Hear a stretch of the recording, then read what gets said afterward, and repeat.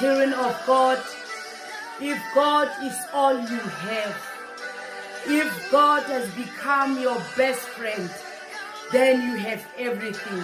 Your money, your statuses of this world doesn't mean anything. Your pain, your stress is just temporary, for you have a relationship with God that is lasting for eternally. God is like an oxygen. We can't see him, but we can live without him. Matthew chapter 21 says, the stone that the builders has rejected has become the chief cornerstone. When God trusted you with his work, do it.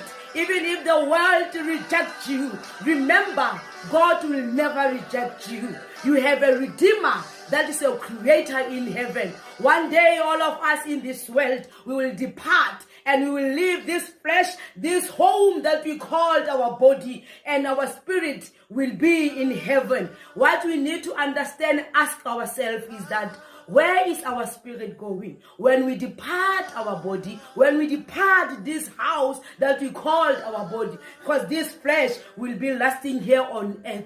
We need to fix our relationship with God. We need to understand that God loves us. That is why God brought his child to die for us on the cross, so that we may have eternal life. We may find salvation. Children of God, let us start fixing our relationship with God and know where we are standing with God and understand the ways of the Lord, so that our generations to come may be doing very well for the kingdom of God. Let us fix our relationship with God, and amen.